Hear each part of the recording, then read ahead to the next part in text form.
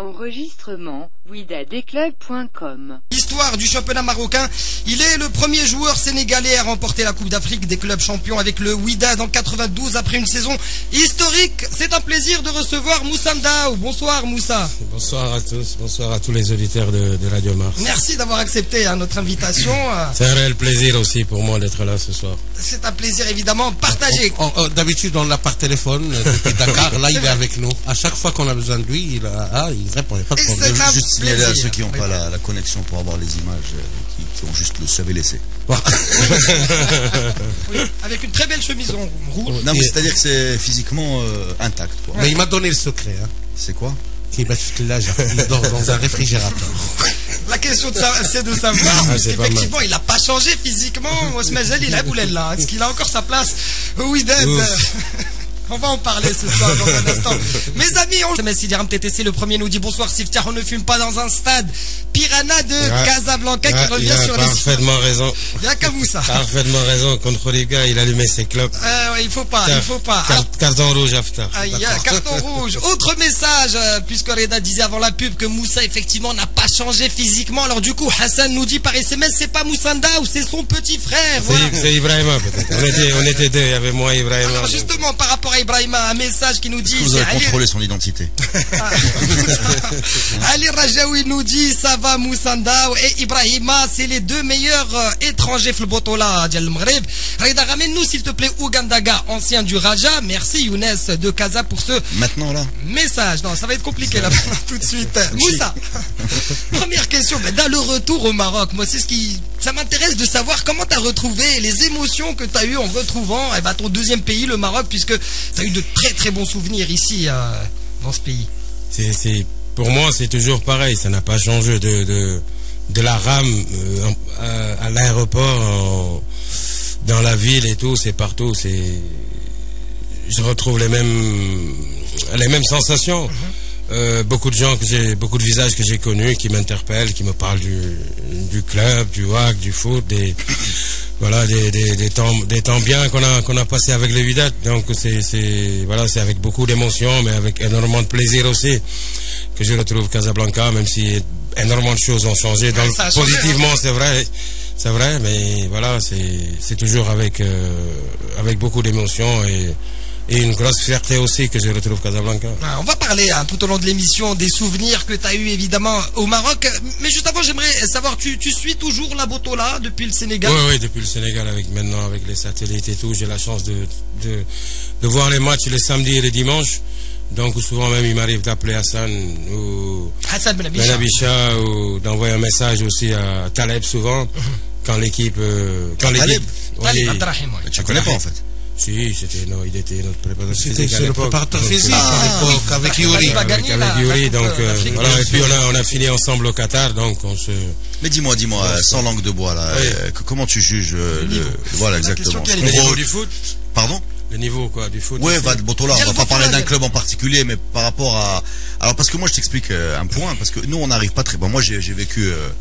l'époque où tu jouais, je veux dire, c'est pas via les images, mais via voilà, c'est un moment où j'étais là, donc c'est pas, je suis pas trop jeune pour ça, et j'ai quand même l'impression que ça jouait mieux. Alors peut-être que je me trompe, peut-être que c'est l'effet de la nostalgie. C'était mieux avant. C'est parce que parfois tu embellis le passé, mais globalement, toi, est-ce que tu as l'impression que si on met, alors pour être simple, on va aller plus loin. Si on met le WAC 92 contre le WAC 2013.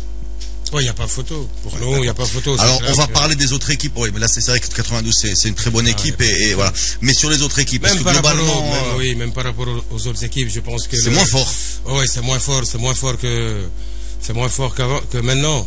Parce qu'avant, même au niveau, quand on prenait les phares, facilement, je pouvais dire 7 à 8 joueurs que je connaissais, entre Lagrissi, Anaflous, Aïdamou, Sina, Lemris, je pouvais en dire 8. Maintenant, je peux même pas dire un joueur du phare. Quand je prenais Marrakech avant, avec les Bercha et autres, avec les Gmei et les autres et tout, rien que ça, je veux dire que, sans oublier tous les autres clubs qui étaient là, le Mas avec Fethar, Rouadi, je pouvais, Slimani, je pouvais les yeux fermés dire 7 à 8 joueurs que je connaissais. Maintenant, c'est difficile. C'est dû aussi en grande partie que les joueurs ne restent pas sur place, les joueurs bougent. On fait une année ici, l'autre année on est ailleurs, alors qu'avant c'était des joueurs du Creux. C'est même des joueurs de la région, souvent. Mais non seulement de la région, mais du club surtout. Ils évoluaient ensemble, grandissaient ensemble, jouaient en cadet junior jusqu'en équipe première. Et rarement ils changeaient de club. On connaît bien. Surtout ils allaient beaucoup plus en essayant d'être professionnels alors que là maintenant un joueur fait 6 mois. À peine qu'il marque un but, le lendemain il est transféré à coups de millions. Donc déjà, non seulement il n'arrive pas à s'implanter au club, à se faire connaître, et il est déjà parti. Ouais, aujourd'hui on connaît surtout les présidents en fait, c'est eux qui... Bah ouais, ils assurent. Et justement, tu as parlé d'argent là, juste un petit point, une petite parenthèse. Tu fais partie d'une génération qui peut-être était plus forte que celle d'aujourd'hui, mais qui n'a pas vraiment bénéficié des... Moins de moyens. Bah non, mais c'était déjà, enfin il y avait le marché de transfert n'était pas ouvert comme aujourd'hui. Est-ce que tu as des regrets par rapport à ça? Pas du tout. Je pense que si 18 ans après, j'ai une certaine légitimité par rapport déjà à tout ce qu'on a gagné. Non seulement personne n'a fait mieux que nous.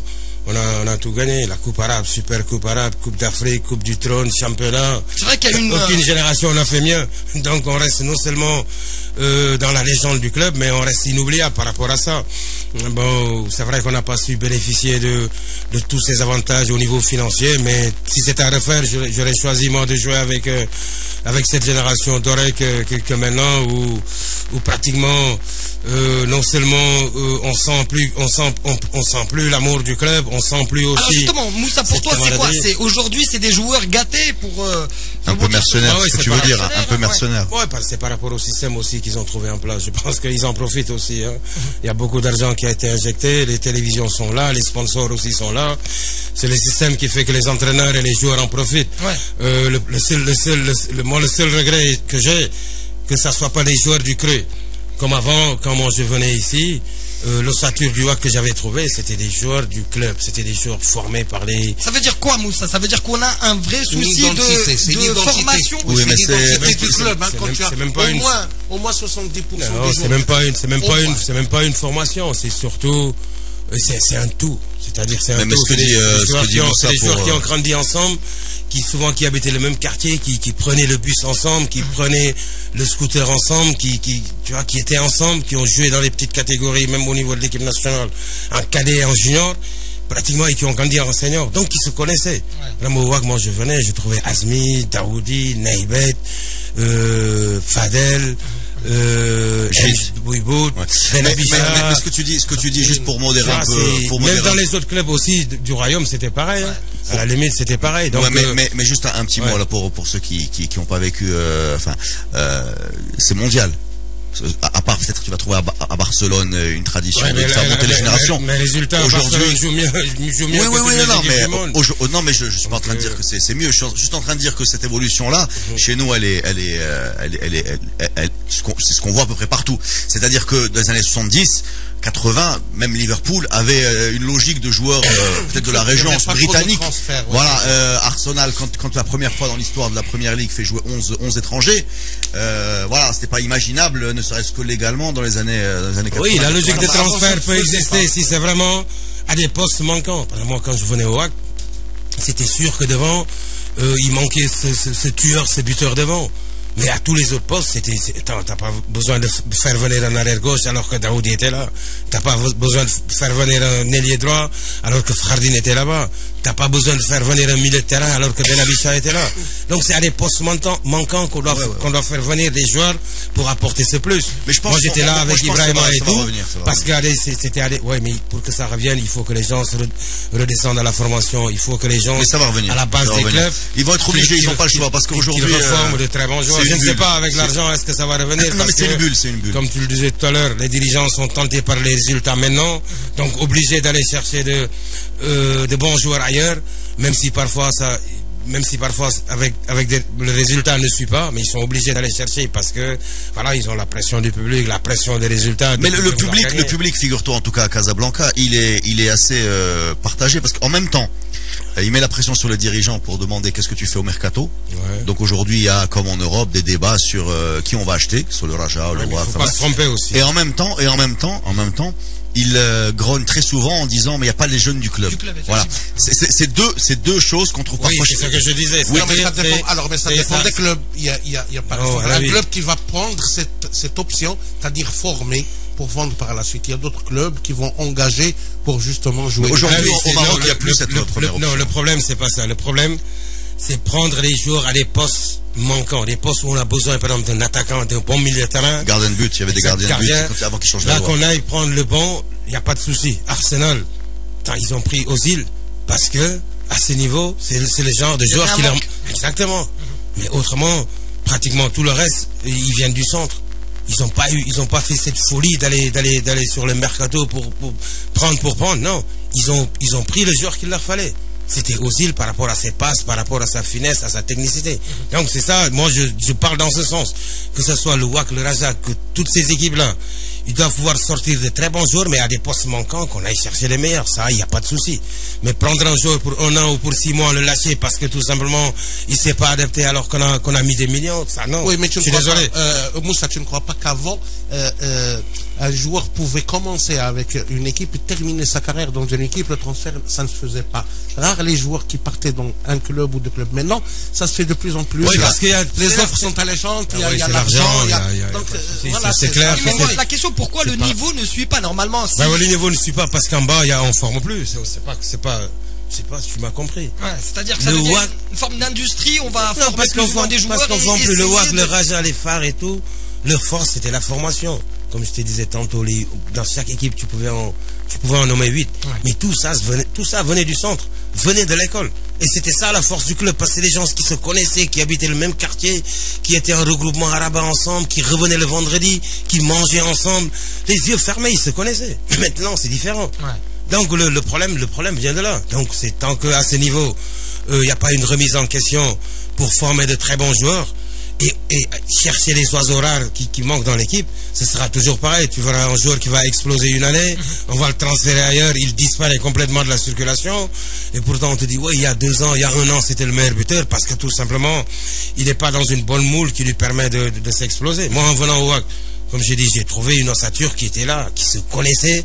J'ai revu les photos, je les ai vus en cadet et tout. On m'a dit, ça c'est Assouni, ça c'est... Je les ai vus en équipe nationale à Rabat. On m'a dit, ça c'est...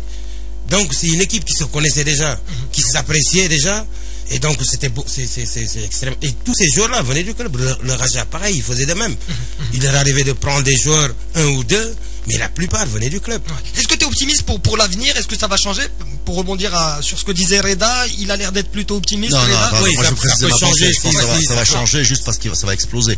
Je pense qu'il y a énormément de joueurs surcotés, qu'il y a une espèce de bulle financière absurde qui s'est créée avec des montants débiles, je m'excuse du terme, et on ne sait pas très bien où va cet argent. On sait que beaucoup de gens profitent de la multiplicité je pense qu'un jour ou l'autre. Mais un jour ou l'autre, ça va s'équilibrer parce qu'il y a beaucoup de problèmes. Maintenant, ça va s'équilibrer. Le marché va s'équilibrer. Quand les joueurs, le niveau dialogue, parce qu'il ne vont plus être payés, c'est clair. Les équipes ne peuvent plus. Financièrement, quand ils vont être actifiés, c'est clair, ça va revenir. Par contre, s'il y a des signes encourageants, c'est peut-être au niveau de la Camet 6 et tout. Là, c'est clair que l'ossature qui va sortir de là peut être très très fort. Je pense au Sénégal, où l'équipe qui a joué contre la Côte d'Ivoire ici, il y a 4 joueurs qui sortent de l'académie Djambas, qui a été formé il y a 10 ans. C'est Idrissa Ganagé qui est à Lille, c'est l'arrière gauche aussi, Pape Souaré qui est à Lille, c'est l'axe central Kara qui joue à Ghent en Belgique. Donc ces gamins-là, il y a 10 ans seulement que l'école a été formée. Et 10 ans après, il y a 4 gamins qui se retrouvent non seulement professionnels dans de très bons clubs, internationaux, et qui sont internationaux. Donc je pense que pour toi il n'y a pas de miracle, il faut faire en sorte de créer des centres. C'est tellement vrai que c'est des gamins qui étaient dans la rue qu'on a pris en 10 ans, ils ont signé professionnel à Lille et ailleurs, et ils se retrouvent en équipe nationale. Et d'autres vont venir, ils vont se retrouver après à 6 ou 7. Et non seulement c'est des gamins qui étaient là quand ils étaient très jeunes et tout. Donc même pour un entraîneur, c'est facile parce qu'il y a 6 ou 7 joueurs. Ouais. Donc le jour où l'Académie Mohamed VI sortira de très bons joueurs, je pense que c'est seulement à ce prix que le Maroc pourra retrouver son niveau. Voilà, et c'est surtout aussi que les clubs aussi s'organisent et reviennent aux fondamentaux. C'est-à-dire avant, ce qui faisait leur force, former des joueurs du cru. tout en essayant de voir l'oiseau rare pour l'intégrer. C'est seulement à ce niveau que le Maroc retrouvera son meilleur niveau. Le problème au Maroc, c'est le même problème au Sénégal, j'imagine. Absolument. Ouais, le Sénégal est un peu différent parce que, voilà, entre-temps, la sélection sénégalaise s'est expatriée. Parce que, bon, voilà, les fils d'émigrés ont grandi en Europe et tout. Et donc, comme maintenant, tout le monde le sait, les sélections ne sont plus en Afrique. Donc, paradoxalement, entre le professionnel qui est là-bas et celui qui est là... Alors justement, Moussa, juste après la pub, j'aimerais avoir ton regard par rapport aux sélections expatriées. On s'arrête 3 petites minutes et on revient, reste avec nous. message Sidi Ram TTC Salah. D'abord Salah من برشيد موساندا وسجل احسن هدف الدوري السعودي, meilleur but marqué par Moussa dans le championnat saoudien. Autre message, Tazi Omar nous dit Si Hamid, le numéro 10 sénégalais est un phénomène, excellent joueur et bravo pour les supporters sénégalais pour leur sportivité. On va parler justement de ce match Sénégal-Côte d'Ivoire avec Moussa dans un instant. Salut mes potes Ouidadi, surtout Moussandao qui nous a régalé, on l'a jamais oublié. Et je vous propose d'organiser une émission animée par Reda Lali en compagnie du camarade président Youssef Chani, et n'oublie pas le grand Rajaoui non d'accord, vive le WAC Simo Ouidadi, d'accord. Je suis Rachid Regragui de Fez, le plus Massaoui du monde qui attend les vrais Massaoui pour intervenir et sauver le Mas, car les choses ne sont pas bonnes du côté de Fez. Toujours avec nos auditeurs 50-30 prix du SMS Sidiam TTC Shkara. Frère Moussa, est-ce que tu joues lever de rideau? Est-ce que vous jouez lever de rideau chez vous? Lever de rideau existe maintenant dans votre botola, marhaban.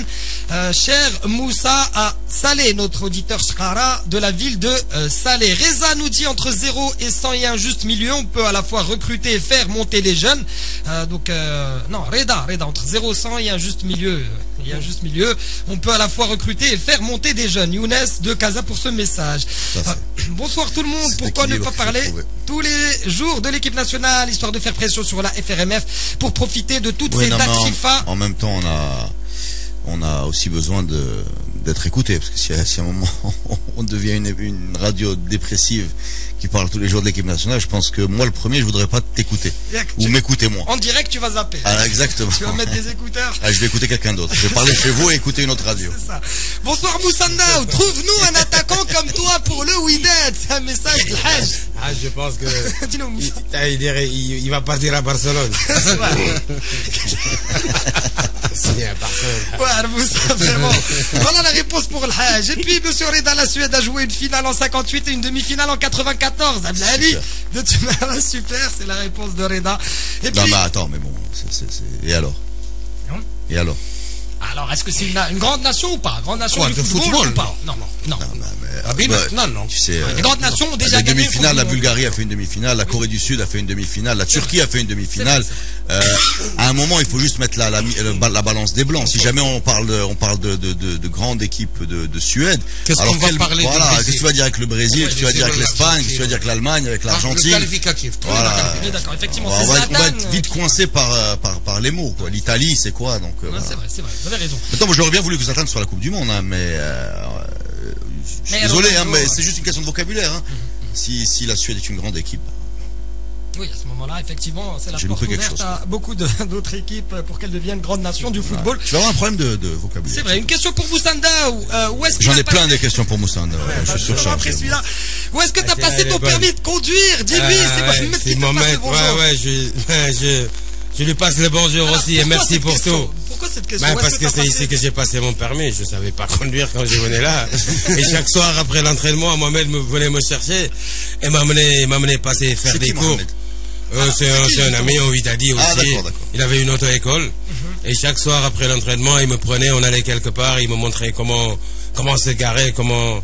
je le remercie toujours parce que j'ai encore le permis marocain grâce à lui. Donc voilà.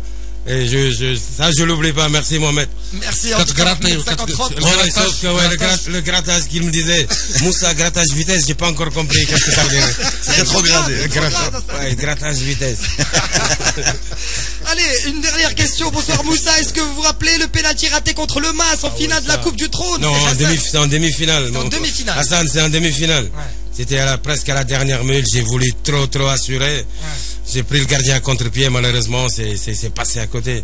Mais je me suis racheté l'année d'après en gagnant la finale contre Ribga. C'est clair. Question de... Des rouges. Alors, Hamza, qu'est-ce qu'il dit, Hamza? Les gens soulignent que vous êtes tous les deux en rouge, donc vous êtes fidèles à vos couleurs, parce que vous passez à la webcam. Donc, sur le 3W Radio vous êtes logique. Ouais, j'ai un SMS qui demande comment vivait le groupe à ton époque, quelles étaient les relations avec les dirigeants et comment c'est Amine ministre. Peux-tu demander à Moussa comment était l'ambiance au sein du groupe, comment vivait le groupe, quelle était la relation avec les dirigeants. Voilà. Et je rajouterai une dernière question, est-ce que de temps en temps vous n'étiez pas payé à temps? Pourquoi tu cherches les problèmes même hier? Non, c'est une maladie ce truc. Alors, pour une fois. C'est une bonne chose. Bah ouais, mais on a joué pratiquement pour rien. L'année où il y avait des problèmes avec la Wafa Bank et tout. On va pas faire de pub, même oui, si mais bon, avec une voilà, oui, mais bon, c'est ça aussi, ça a été la force du groupe parce que comme je le disais tantôt, non seulement on était tout le temps pratiquement ensemble. Après les entraînements, on sortait manger ensemble. Donc voilà, ça fait que même pendant les périodes difficiles, on a su serrer les coudes. Et puis on avait un vieux vraiment formidable en la personne de Haj Muqtader. Et c'est lui qui venait en appoint pour essayer tant soit peu de nous donner quelque chose. À lui aussi on lui doit beaucoup parce que dans les périodes difficiles, c'est lui qui sortait de sa poche pour nous redonner le moral. Mais encore une fois, par rapport à la question, par rapport à la question de Reda, je pense que voilà, on vivait bien le groupe parce que. Alors justement, Moussa, au-delà du talent, parce que tu as beaucoup dit ça, c'est le groupe finalement, la vie en groupe. Oui, parce que les gens se connaissaient, se fréquentaient. Azmi, Taoudi, ils habitaient pratiquement le même quartier. Benabisha aussi, Mustafa Al-Garchi. C'était des gens qui se connaissaient pratiquement avant de venir au WAC. Donc ils venaient ensemble, ils repartaient ensemble, ils mangeaient ensemble. Le vendredi, moi j'étais souvent chez Rachid avec sa maman pour manger. Est-ce que cette ambiance, le fait que vous cohabitiez bien était le fait des anciens qui accueillaient les nouveaux, ou c'était les dirigeants qui prenaient l'initiative de vous réunir? Oui, déjà c'est les deux à la fois, les anciens qui accueillaient les nouveaux, qui se connaissaient, et les dirigeants qui étaient là. Fou Ismaël, lui aussi, qui était très très fort par rapport à ça, qui nous appelait chez lui, prenait du thé, tu as discuté avec nous disait que oui, Zaki, c'est de là que Zaki est parti pour signer en Espagne, qui nous motivait, que c'est là qu'il était assis Chata ou à la vie et tout. Donc voilà, on avait aussi des Mati Warid, on avait des dirigeants vraiment à la hauteur par rapport à non seulement aux joueurs qui sont passés, mais par rapport aussi comment faire pour vraiment nous faire revenir sur terre par rapport à beaucoup de choses. Je pense. Moi j'ai une question, peut-être c'est moi. Moi sincèrement, je regardais bien, je m'attendais à devoir signer en Europe. Oui, j'aurais pu. Qu'est-ce qui s'est pas fait? Ouais, voilà, ça. Moi, avec le recul, je me dis que mon destin était lié au WAC, quoi. Déjà, ma venue ici, c'était pratiquement un miracle. En plus, non, je vais même pas revenir sur ça, mais c'est surtout. Non, mais c'est. Moi, ce qu'on m'a dit, c'est que toi, t'étais le rebelle, en fait. Ah ouais, rebelle, très rebelle. Ah ouais, c'est clair. Rebelle rebelle dans l'âme, parce que voilà, j'étais en France, mon club ne voulait pas me laisser partir. J'avais déjà fait 3 mois, j'ai dit bon ça y est, je vais brûler la maison du président parce que voilà, il veut pas me laisser partir. Donc je viens, j'ai dit bon je vais changer de club, je vais aller dans l'autre club ennemi. Et là ils se prennent la tête, ils disent non c'est impossible. Et là t'es toujours au Sénégal. Oui, toujours au Sénégal. L'invitation du Maroc est venue, Jeanne d'Arc. D'accord. Et tu étais où toi? Moi j'étais à la Jeanne d'Arc et je voulais aller à l'autre club, le Diaraf, l'ennemi juré. C'est comme si tu le dis le WAC et le Raja. Et là, l'invitation du Maroc est venue, j'ai dit ça y est, je m'en vais. Si je dois rester, je vais au Diaraf ou bien je vais au Maroc. Donc comme ça, je suis venu au Maroc. Mais pire encore, je viens, je signe même pas et je joue mon premier match contre Marseille. Je mets 2 buts en 3e même que l'arbitre refuse, alors que j'avais même pas signé à l'époque. Et bon, les dirigeants de Marseille Tapi à l'époque, il paraît qu'ils me voulaient, moi je savais rien, je suis rentré à l'hôtel tranquille. Et pendant toute l'année, il paraît qu'ils ont parlé qu'ils me voulaient. Donc voilà, moi, ma venue au Wydad, c'est le destin qui m'a fait venir. C'est quelle année ça? 89 déjà. Je pouvais partir à Marseille, j'avais pas signé, j'ai marqué 3 buts. Et Tapi était fou, ils me voulaient Et pourquoi il t'a pas appelé? Il savait même pas où. Moi, j'étais à l'hôtel, ça savait rien du tout. À l'époque. Mais ça, il savait même pas où j'étais. Il savait même pas où j'étais, mais il est allé voir le président. Pourquoi lui a dit qu'il avait signé en fait? Non, mais quoi, non seulement il a bien géré la situation, il savait que. Époque, hein. Il a bien géré la situation. Il avait dit une chose qui est très il avait le flair surtout. Je pensais que ce joueur-là peut beaucoup nous apporter. Oui, il a dit autant même si Marseille met 3 ou 4 millions, moi je préfère le garder parce que là il avait le flair que je pouvais apporter énormément plus par rapport à ce club. Il a dit les recettes que va m'amener Moussa Ndao et l'équipe quand on va commencer à jouer vont s'équilibrer à la fin de l'année avec ce que va nous donner. Donc pour moi c'est le destin. J'avais pas signé. D'ailleurs tu gagnes la première saison avec le Wydad. Hein, oui, je pouvais aller à Marseille, je pouvais aller partout ailleurs. C'était chaque saison, c'était des offres. C'est pas ce qui manquait. Les grass shoppers sont venus me chercher. Pratiquement chaque année j'avais. Mais bon, c'est voilà. Moi je. Avec en général, c'est. Tu ne voulais pas partir, toi. Tu voulais pas partir en Europe. Intérieurement, je voulais pas. Mais pourquoi? Bah, j'étais bien. C'est quand même. Ah ouais, mais à l'époque, moi, j'étais super bien à Casablanca. J'adorais cette ville. J'étais bien. J'avais quelque chose d'extraordinaire aussi. J'avais le public qui m'adorait. J'avais ma chanson. J'avais ça, dans le terrain, ça me voit droit au cœur. J'avais ma propre chanson. J'étais dans mon jardin. Casablanca, c'est mon jardin. Je disais que à chaque match, j'étais sûr de. Personne ne peut m'empêcher de marquer parce que le public scandait mon nom, faisait peur à l'adversaire, le gardien tremblait. J'étais dans mon jardin, je pensais pas à partir, voilà, j'étais bien. Puis voilà. Comment tu as trouvé dimanche on a été au terrain ensemble et tu m'avais dit une chose, comment tu as trouvé le terrain vide comme ça, sincèrement? Oui, vide, c'est vrai que ça fait, oui, c'est quand le WAC joue et qu'il y a plus cette ferveur, c'est clair que pour les joueurs, c'est déjà, même pour les joueurs, c'est pas encourageant. Le public a toujours été derrière le WAC. La force du WAC, ça a toujours été ça. Le public qui poussait, même un joueur moyen était obligé de soulever des montagnes parce qu'il y a le public qui est derrière et tout. Donc c'est vrai, en regardant le stade vide, c'est clair que ça fait mal au cœur. Et tu comprends ça, la problématique? Du tout. Non. Comment tu vois ça, toi? Pour moi, c'est pas compliqué. Le WAC a existé avant ses supporters et avant ses dirigeants. Et le WAC continuera à exister après eux. Donc, la force du club, ça a toujours été le public. Donc, quels que soient les problèmes, je pense que le public doit être là d'abord pour l'équipe d'abord. Les dirigeants, un jour ou l'autre, ils partiront. Mais le club et le public resteront. Moi, je pense que si j'ai un appel à faire, c'est surtout ça. Que ces gens-là savent que ils ont toujours été la force du club. Ils ont toujours poussé le club dans les moments difficiles et tout.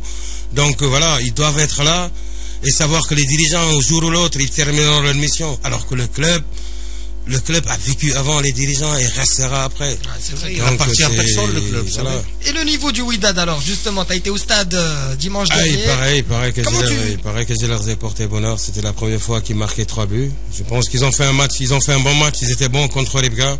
Devant, ça a bougé beaucoup. Bon, maintenant, je pense que c'est le bon signe pour dimanche contre le Raja pour le derby. Je pense que c'est. Aux auditeurs qui je pense que c'est un bon. Il fait un petit clin d'œil à Redel. Il a dit pour dire. Je pense que c'est un bon signe. Donc, je pense que c'est un bon signe. Ils marquent déjà 3 buts et puis avec le moral et tout, ils ont. Respect pour l'histoire. Pour ce monsieur qui a joué des derbys, contrairement à moi qui me suis contenté de les regarder. C'est déjà pas mal. Oui, non, c'est facile. C'est pas très dur de regarder un match. Je vais pas répondre à ce clin d'œil. Allez, les messages de nos auditeurs, et j'aimerais parler de formation parce qu'on J'aime bien quand ils ont confiance comme ça. Ah ouais, j'aime bien. Ouais. J'adore ça. J'aime bien. Allez, Samir de Tanger. Si on avait gagné la Coupe du Trône, je serais pas super confiant. Ah ouais. Non. Mais là, comme ça, comme avec ce truc au péno là. Ouais. Tu es sûr que ça Non, je suis sûr de rien du tout. Alors là, si moi je suis sûr de quelque chose au foot, c'est pas moi. On est d'accord, le derby c'est toujours. Je suis sûr de rien du tout. Effectivement. Allez, les messages de nos auditeurs, 50 prix du SMS, Sidirat TTC. Premier message nous dit, alors il est très sympa ce premier message, c'est fier pour moi, il n'y a que les 3 M qui ont marqué l'histoire du football marocain. Maradona, Messi et puis Moussa Ndao. Non, l'histoire du foot, hein, pas marocain. Du foot. Messi n'a pas marqué le foot marocain, non? Non, l'histoire du foot, autant pour moi. Mais moi je veux dire, je vais faire un compliment à Moussa Ndao qui va dépasser le foot. Moi je pense qu'il a même tu sais bon, j'étais pas au Maroc avant 89, moi j'ai grandi, je suis marocain, j'ai grandi ici, donc je sais qu'on avait un petit complexe de supériorité. Non mais c'est vrai, la Coupe d'Afrique et tout ça nous parlait pas beaucoup, et l'arrivée de Moussa Ndao avec d'autres joueurs, hein, mais parmi eux Ibrahim Minsa, Ousmane, bien sûr qu'on salue bien sûr Ousmane. Oui, toute la génération, même les Guaméné, Ouganda, etc. Ça a ouvert un peu la porte de l'Afrique, même pour les supporters supporters marocains qui étaient un peu obligés, disons, de s'intéresser à ces joueurs-là. Absolument. Parce que nous, globalement, quand on était gamin, on n'avait donc pas de joueurs d'Afrique subsaharienne. Et tu les voyais arriver pour les éliminatoires de la CAN, tu connaissais pas les joueurs. La première fois, on a commencé vraiment, et je le dis parce qu'on n'avait pas de médias qui s'intéressaient à ça, il n'y avait pas d'internet, il n'y avait rien. L'équipe du Cameroun qui se qualifie à la Coupe du Monde 82, qui nous bat à Kenitra. Tu vois, c'est là où on a commencé à rentrer dans les détails de Abega, de lui c'est lui, de Koundé, de machin, etc. Voilà, de Makanaki, de Mbou, là il y avait le milieu défensif. Et à l'époque, comme c'était pas médiatisé, c'était des parfaits inconnus pour nous, tu vois. Mais on prenait ça avec une certaine arrogance, qu'on a toujours d'ailleurs un peu, mais qu'on a appris quand même à modérer par rapport à nos résultats. Mais globalement, toute cette génération des premiers, j'ai envie de dire les pionniers, qui étaient à un bon niveau, elle a également, je pense, un peu apporté un peu de culture générale au public marocain. Absolument. Ça apporte toujours le métissage en fin de compte, c'est bien. C'est une richesse. Et puis à l'époque aussi, il y avait des Brésiliens qui étaient là. Parce que même avant, il y avait Je me rappelle celui de des Kenitra. Il y avait le russe. Des Russes aussi, Vassili avec nous. Sans oublier. Il mort jeune. Sans oublier le gardien aussi du Jalida en géant. Ivan. Très très fort aussi à l'époque. Il y avait des très bons joueurs, inconnus souvent chez eux, mais qui ont su non seulement élever le niveau. Le même modèle sur Ivan, par exemple, c'est Jdida. Même si c'est pas un Jdidi, il reste, tu vois, c'est... Allez, des messages, beaucoup de questions pour Moussanda, où j'aimerais aussi lui revenir sur la formation. Mais d'abord, quelques messages. 50 prix du SMS, il dit MTTC Tchazi. Omar nous dit: Moussa, as-tu appris au Wydadi à manger le tchéboujen avec les mains? Oui, non? Ils en ont mangé à Dakar pendant la Coupe d'Afrique. Pas avec les mains par contre, parce que Rachid et tout, Naibet, quand ils mangeaient avec la main, le riz tombait, donc voilà, alors qu'il fallait avoir les mains serrées et tout. Que Moussa, mais sinon, il le mange, mais avec le riz, ouais. Ousmane nous a apporté le tchéboujen ici. Hein. Ah ouais? Ousmane, effectivement, on le remercie d'ailleurs et on le salue, Ousmane. Il y a quelque chose à manger dans cette radio, vous avez mangé avec les mains ou avec la... Après Ligue des Champions, avec des prolongations. Et un verre d'eau. Monsieur Moussa, est-ce que tu te souviens de votre joli but contre Ittihad de Tanger, demi-volée 89, je l'ai revu cet après-midi. Ouais, c'est encore sur YouTube. Ouais, effectivement, superbe but. C'est un de mes plus beaux buts ici. Il y en a eu pas mal, des reprises de volée, mais celui-là était acrobatique et les supporters de Tanger commençaient à nous chambrer. Ouais. Donc ça m'a fait plaisir quand je leur ai marqué ce but, en leur disant que ce but-là restera historique, comme vous commencez à nous chambrer. Donc voilà, c'est un de mes plus beaux buts. Salut Moussa, passe le grand bonjour à Moussa de la part de Abdelouahed Louidadi, un collègue de feu Doudou pour ce message. Dodo, c'était... Dodo aussi, c'est vrai, c'est beaucoup d'émotions aussi, c'est vrai. Non seulement c'était un grand frère, un ami qui nous a boosté, même, je me rappelle quelque part aussi, on lui doit cette Coupe d'Afrique, parce qu'à l'époque on était en vacances, et lui il nous a poussé à aller en Zambie, dans les périodes où, tu vois, c'était difficile, il n'y avait rien. On était, je me rappelle, en vacances et tout à la plage. Mais bon, il nous a poussé, nous, à aller rejoindre le groupe, à aller partir en Zambie. Et on connaît le résultat par la suite de la Zambie, ensuite à la SEC et tout. On a gagné cette coupe quelque part aussi. On lui doit ça, que le bon Dieu ait pitié de son âme. C'était effectivement, Salut Moussa, est-ce que tu te rappelles de ton but avec le Wydad quand le tir, ton tir si on les fait tous, on va pas celui-là, il est drôle, on va pas s'en sortir. Ouais, on va pas les faire tous, mais comme c'est un message qui revient, le match où ton tir a perforé les filets. J'en ai 3 fois, j'ai perforé le filet, je pense que c'était pas contre Sidi Hassel. Tiens, tu as le bonjour de Londres aussi, d'un groupe de Wydadi qui nous écoute de Londres. Tu es en train de faire un festival, hein? Ah oui, il y a beaucoup de réactions. Je peux lui poser une question sur... Alors moi j'étais au match samedi. Je crois que tu es venu pour ce match, hein? Ouais, Sénégal Côte d'Ivoire, tout à fait. Non, juste une petite parenthèse pour signaler que c'est quand même un match que j'ai adoré. Enfin, j'ai adoré l'ambiance du stade et j'ai beaucoup apprécié le fait que ça c'était très civique, hein, contrairement à ce qui se passe très souvent dans des matchs de championnat. Il y avait des familles de Marocains, des Sénégalais, des Ivoiriens. C'était mélangé, hein, parce que les billets étaient vendus un peu n'importe comment. Donc on s'est retrouvé avec des Sénégalais, des Ivoiriens, avec beaucoup de respect et un public mixte en plus. Ça faisait plaisir de voir des dames au stade, des enfants au stade, voilà exactement. Maintenant, j'ai quand même un truc à te dire, à mon avis, c'est qu'il y avait de la place pour le Sénégal dans ce match. J'ai trouvé qu'il manquait cruellement d'imagination, en particulier en première période, où ils sont contentés de balancer sur Papi Cissé, alors que sincèrement, j'avais l'impression, surtout avec l'entrée de Mané, le numéro 10 en deuxième mi-temps, qu'en posant le ballon par terre, il y avait de quoi perturber un peu ces Ivoiriens qui finalement n'ont pas été tellement mis en danger et qu'on a peut-être surévalué. Qu'est-ce que tu en penses? Ouais, je pense, ouais, c'est vrai. L'équipe a bien joué, surtout en deuxième mi-temps. On a encore des regrets par rapport non seulement aux innombrables occasions qu'ils ont ratées, surtout déjà à la 92e, la balle du break, pratiquement qu'il est qualifié au Brésil, et sur le camp, les Ivoiriens marquent. Tu dois pas contrôler ce ballon. Jamais, il doit la mettre comme elle vient. Malheureusement, c'est un défenseur qui se retrouve là-bas, donc voilà, qui pratiquement est même surpris d'être là-bas. Donc voilà, mais c'est surtout la deuxième mi-temps qui a été bonne. Ils ont proposé du jeu parce qu'ils ont arrêté de balancer. Parce que par exemple Sadio Mané, le jeune, le numéro 10, qui a été très très bon, très fort, et que l'entraîneur malheureusement avait oublié au match aller en le mettant sur le banc, et que l'histoire lui a montré qu'encore une fois le football, ce ne sont pas des mastodontes qui le font, c'est des joueurs techniques. Le football reste un jeu, il reste technique. Non, il a un peu accumulé les gabarits. Il faut faire jouer les bons joueurs. Malheureusement, il a pensé que comme la Côte d'Ivoire avec Yaya Touré, Kyoté, qu'ils avaient un milieu de terrain très très costaud et physique. Au match aller, il a misé sur ça et il s'est planté.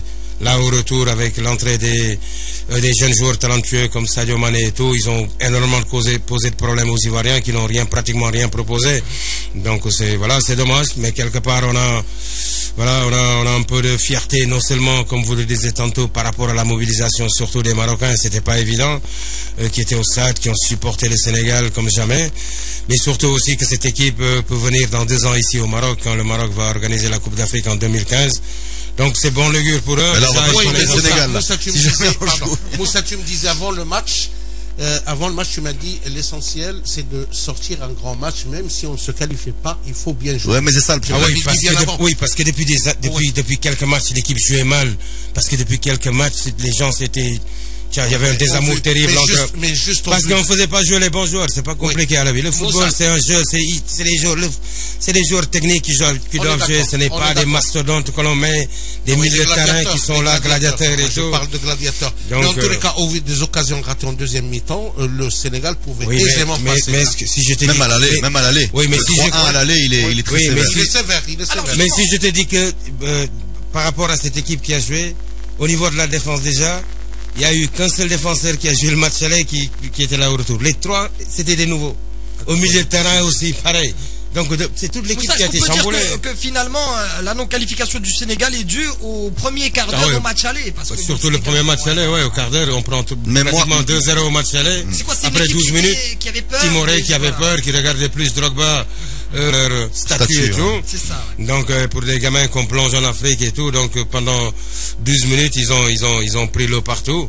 Mais si cette équipe était alignée à Abidjan, je pense que le Sénégal avait les moyens de s'en sortir. Pour moi, je suis d'accord avec toi sur le premier quart d'heure du match aller, mais moi j'ajouterais quand même que j'ai quand même l'impression que le Sénégal a trop respecté la Côte d'Ivoire. Oui, ça c'est déjà parti de l'entraîneur qui d'entrée dit trop de respect. Nigeria, ensuite, voilà, qui parlait de Drogba et de Yaya Touré plus que les joueurs sénégalais, alors qu'ils devaient savoir que c'est des joueurs qui étaient pratiquement en déclin, qui sont là par leur nom, qui essaient de gérer. Mais pour toi, c'est une évidence, la Côte d'Ivoire est une équipe en déclin. Ah oui, c'est plus qu'une évidence. T'attends pas grand-chose de cette équipe. Du tout, à la Coupe du Monde, du tout. Ouais. Du tout, c'est clair. Qui tu vois à la Coupe du Monde comme équipe? Le Ghana, Nigeria. Mais non, surtout je vois bien le Ghana, et l'autre équipe africaine, c'est Cameroun. Le Cameroun surtout, ils m'ont impressionné contre la Tunisie. Hein. Ah bon? Le Cameroun que j'ai vu jouer contre le Cameroun plus fort que le Nigeria. Ah ouais. Le Cameroun que j'ai vu contre la Tunisie. Le Cameroun que je connaissais avant, que j'ai souvent joué, tu as des joueurs difficiles déjà à manier à Yaoundé. Je pense qu'avec ce même groupe, je pense, beaucoup plus apaisés, ils peuvent faire mal, je pense. Derrière déjà, ils ont du beau monde. L'axe central, l'un qui joue à Marseille, l'autre à Galatasaray, c'est... Moi, je pense Nigeria aussi. Même Nigeria, ça va. Devant, ils sont forts. Ils ont gagné. J'ai vu leur match contre l'Italie. Même que le Ghana est au-dessus de tout ce qu'on vient de dire. Oui. Bah, espérons. Oui. Par contre, ils n'ont pas été très très bons contre l'Égypte. Oui, mais bon, quand tu gagnes 6-1 à l'aller, le résultat j'ai un petit peu démobilisé. Plus Voilà. concentré. Enregistrement. Déjà pratiquement qualifié lors du match aller. Les messages de Et Boateng qui revient. Oui. Alors lui, il est fort, lui, parce que lui, c'est vraiment le beau gosse, lui. Lui, il attend qu'il se qualifie, il revient. Ah, lui, il est On espère qu'il va se calmer aussi. Hein. Alors lui, Parce qu'il lui arrive de... alors j'aimerais pas être à la place de celui qui va aller sur le banc de touche, qui les a qualifiés pour voir revenir le beau gosse. c'est vrai, Ah, c'est c'est vrai. extraordinaire. 19h56 minutes sur Radio Mars. On va s'arrêter avec la pub, le grand journal des sports et puis toutes les questions auditeurs après le grand journal des sports pour Moussanda. Et puis à 20h30, la libre antenne, évidemment, toutes vos questions pour Moussanda. Reste avec nous. Enregistrement. widadeclub.com